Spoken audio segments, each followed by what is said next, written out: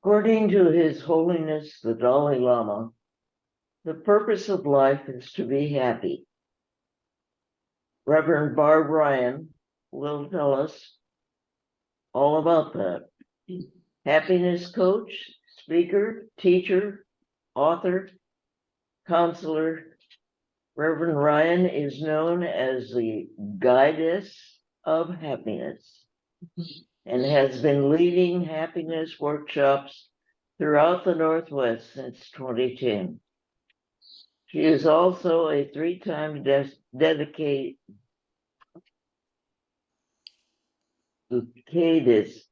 as a counselor and private practice in Eugene, Oregon. Barb teaches that happiness is our natural and original state of being. She is dedicated to coaching people on how to raise their energy and vibration. She is changing the world one person at a time. Please welcome Reverend Barb Ryan on the computer.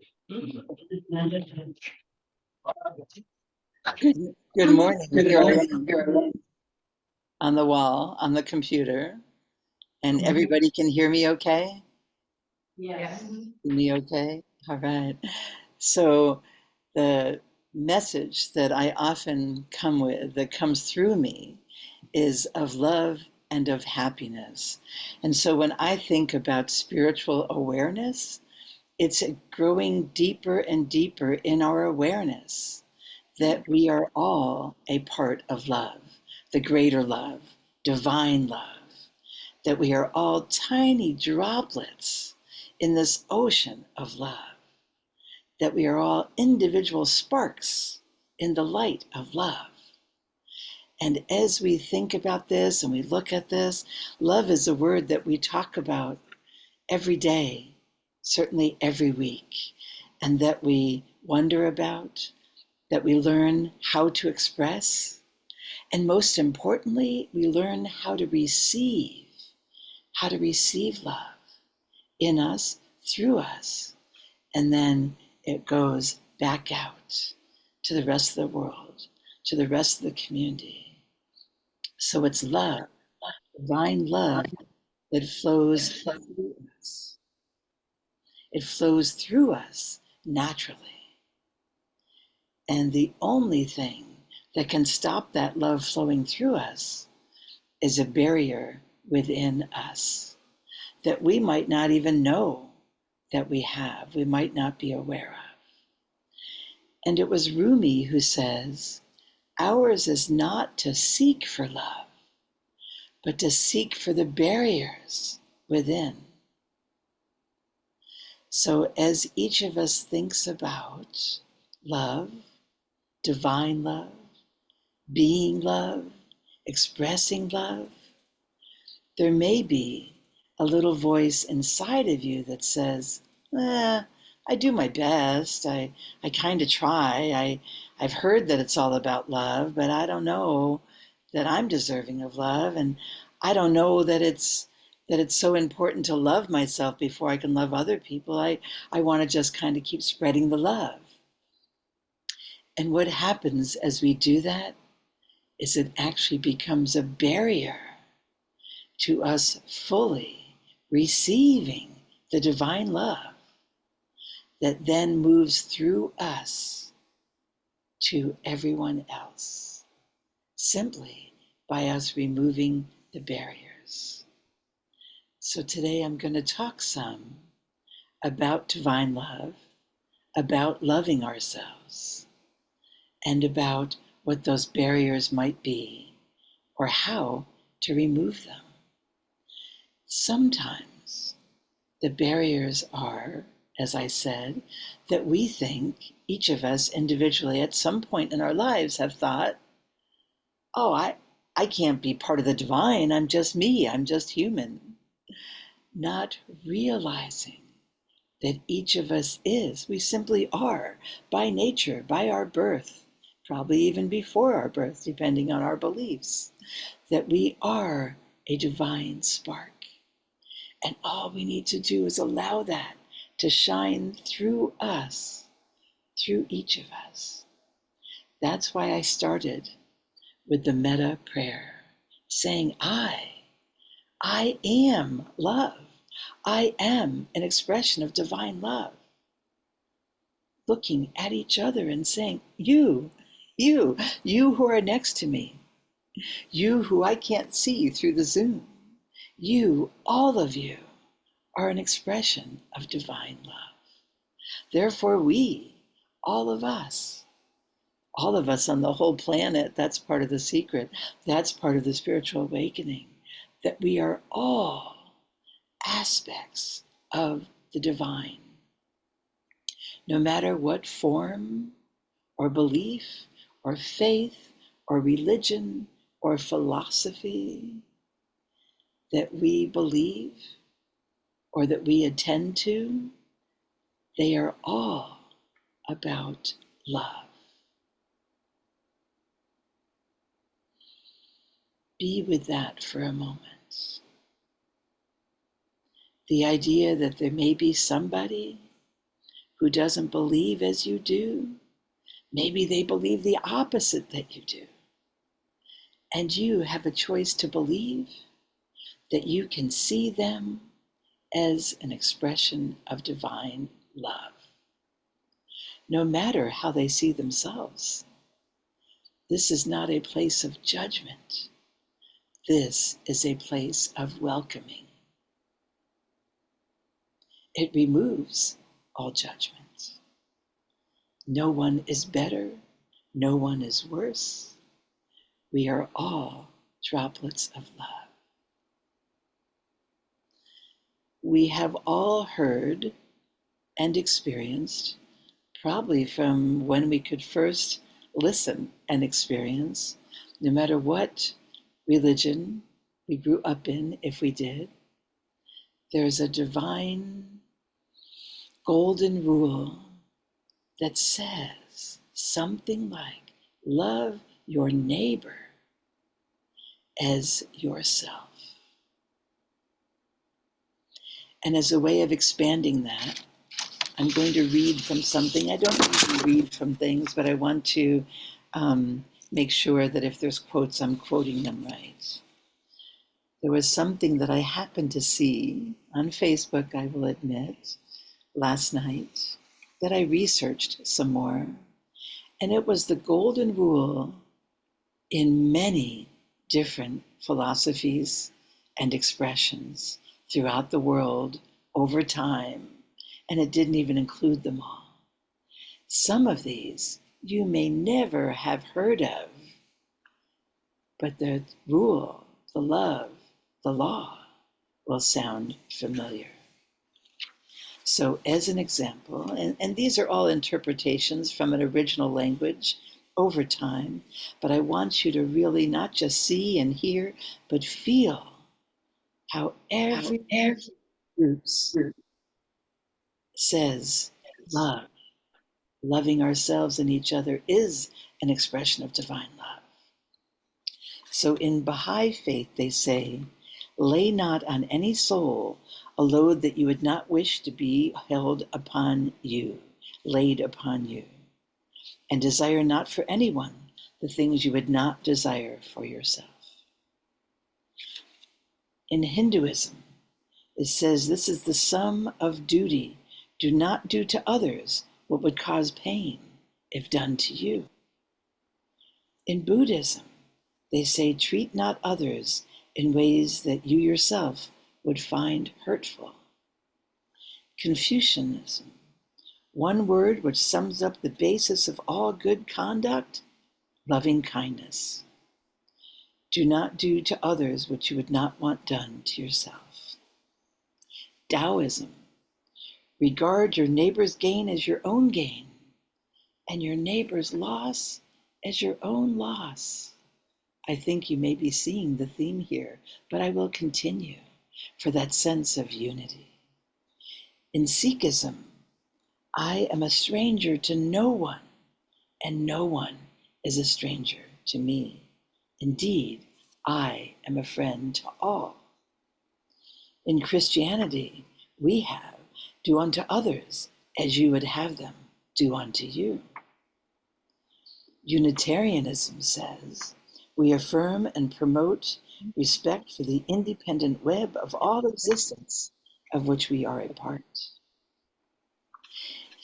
In some Native American tribes, in their own language, they talk about respect, and not just respect for humans, but respect for all my relations, respect for the earth, the trees, the ocean, all of nature, all of the seen and unseen, all of the beings. In Zoroastrianism, which is the first recorded organized faith, if you will, they said, do not do unto others whatever is injurious to yourself. Jainism says one should treat all creatures in the world as one would like to be treated. In Judaism, what is hateful to you, do not do to your neighbor. This is the whole Torah. All the rest is common speech. The Islam, not one of you truly believes until you wish for others that which you wish for yourself. In Sufism, do to others what you would have them do to you. In paganism and Wiccan, harm ye none, and do what you please, but harm ye none, not yourself, not anyone else, not the earth. So isn't it truly amazing that in all of these, in their original language over time, many of them predating anything we knew of and inclusive of all, it would be interesting to find any group of peoples who don't believe that people, animals, the earth are all divinely created and need to be divinely respected and loved. So imagine for a moment if this included everyone you knew. And it's easy, sometimes easier, to be loving toward people that we know or know of, or that we see in the grocery store, that we see in church, that we see at the beach. And now, hold that concept of love and unity to everyone outside of this room, outside of this Zoom, outside of your community, outside of any boundaries and barriers that we have. As we do that, we welcome the idea of loving ourselves. Each of these sayings included loving yourself, treating others as you would yourself, loving others as you would yourself. And for some of us, we need to hear love others, and then we need to hear love ourselves as much as we do other people. As a counselor, as a life coach, as a happiness coach, I am often reminding people to simply love themselves and treat themselves as well as they do the ones around them whom they unconditionally love. The unconditional part of love is where we get in touch with divinity, with our divine being, with our spiritual sense, with our soul, if you will, with our spiritual guidance, with love, with God, with all, with Creator. That's where we imagine unconditional love. That truly we can do no wrong that keeps us from desiring love.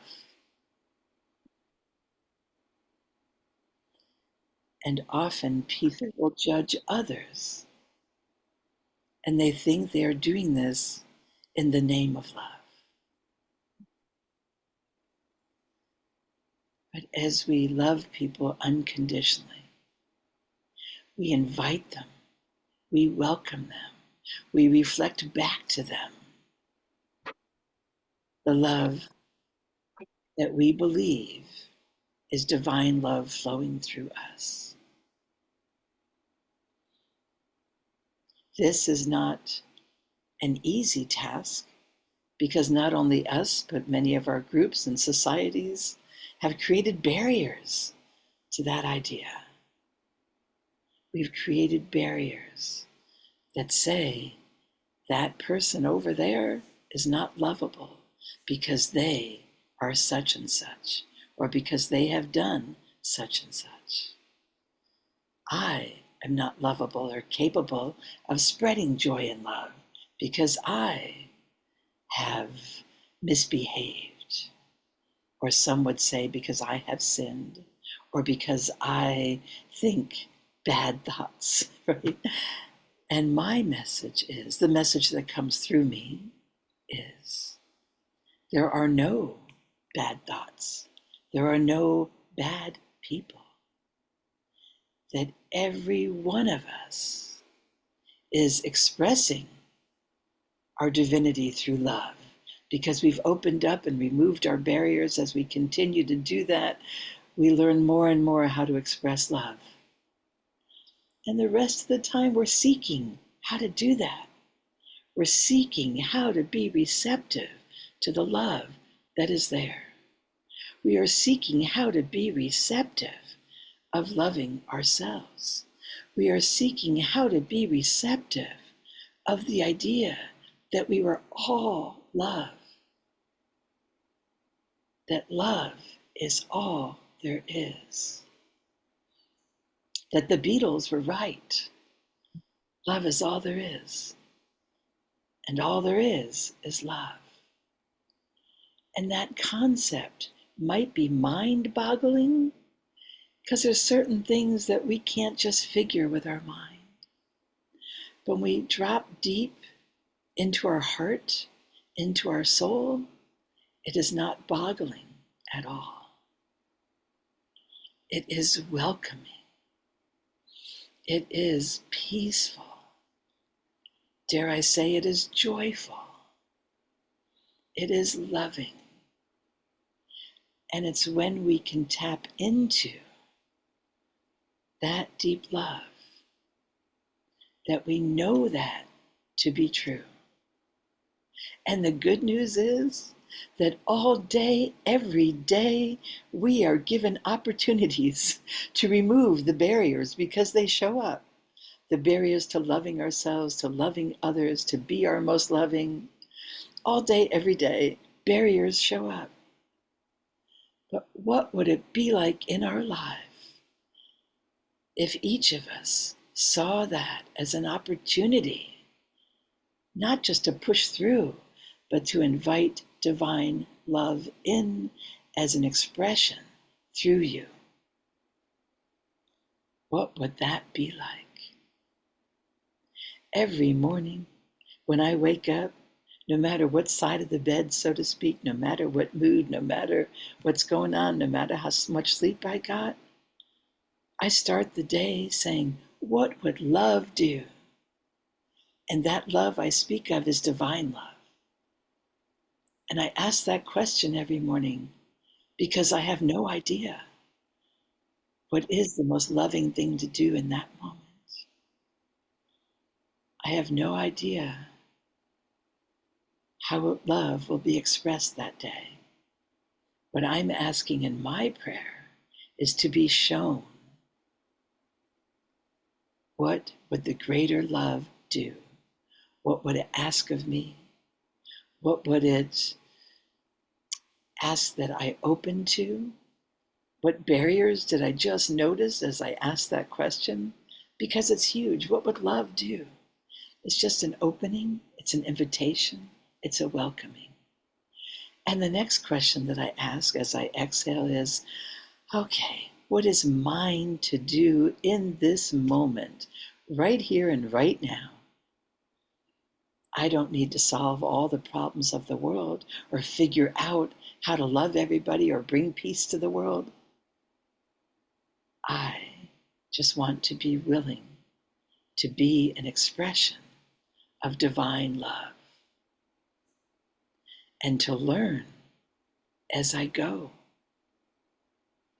to learn humbly, to learn through my fears, to learn through any of my emotions, to learn what my barriers are, to learn through all of my barriers. We are always learning. But the question is, what am I learning? What is the filter? And if I put the filter of love on there and I say, I am learning how to love. I am learning how to be open to love. I am seeing all of my barriers, some of my barriers at any given moment, and I want to learn how to move through them and how to release them, being peace, being love. And this does not mean that love is a good emotion and everything that's not love is a bad emotion. No, that creates the barriers. If we believe that love is all there is, then everything is either an expression of love or of seeking for love. So even the person that we judge the most, even the person that has hurt us the most, as we look at what it means to be loving toward them, it doesn't mean we have to welcome them to our table at dinner tonight, or that we need to be their best friend, their family member, their lover, their neighbor. No, we don't have to do anything about them or for them or to them. We need to open ourselves to the idea of how it would feel to be loving, to spread love, to be the love. As we look at the word love, and we all know that as we give love, we're filled with more love, and we give love and we're filled with more love. So one of the key words is that love is for giving. Love is for giving. Oh my goodness, that's huge. But if I know that me being willing to forgive myself for being in my own way of loving, it is for me and to release me from the barriers that I'm being held to when I'm holding on to resentment, when I'm holding on to anger, when I'm holding on to shame. Those are all barriers to allowing the love through. So when one speaks of love is forgiving, it's to know that we feel an opening, a warmth, an inner peace when we say, when each of us can say, what would love do in this moment? What is the most loving I can be to myself, and therefore it'll flow through me in this moment? And to sit with that for a moment. It's a lot to digest. And we don't have to digest it. It moves through us and it plants the seeds in us.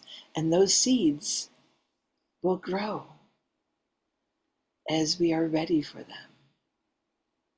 And they will shift our thinking and our feeling and our experiencing what love is. And it starts inside of ourselves that we are looking at that.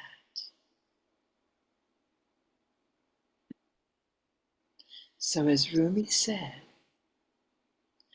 ours is not to seek for love.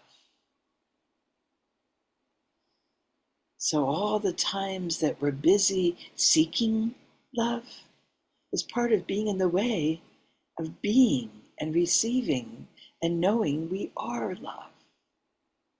But Rumi says, seek for the barriers. Notice them. Forgive them. Let them go. And be and feel the love in that moment. And I would like to end with another Rumi quote. And this part of it, I'm open to discussion. I'm here. We can talk about any of this as time allows. But another Rumi quote says, out beyond the concept of right doing and wrong doing, there is a field. I will meet you there. So I believe that he's saying, let's let go of the concepts of right and wrong, as in judging. Something can feel right to us because we feel aligned with it spiritually. It fits for us. It feels right. But letting go of the judgment of what's right for others. We can feel aligned with them or not, but it does not need to get in the way of us seeing them as droplets of love.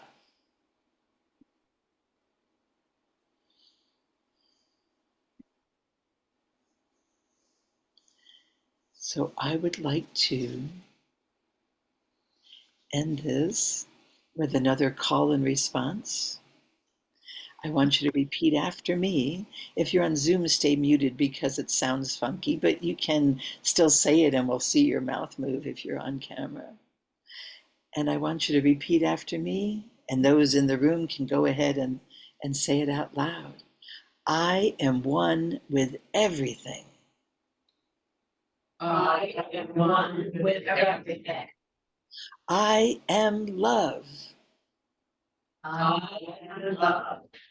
You, look at the people around you. You are one with everything. You are one with everything. You are love. You are love. We are one with everything. We are one with everything. We are.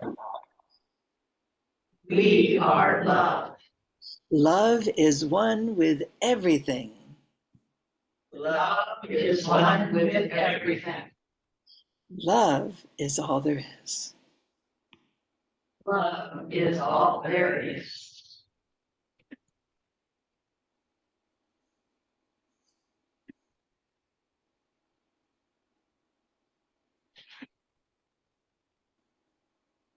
And I will leave you with that, and I'm here for discussion if that fits in.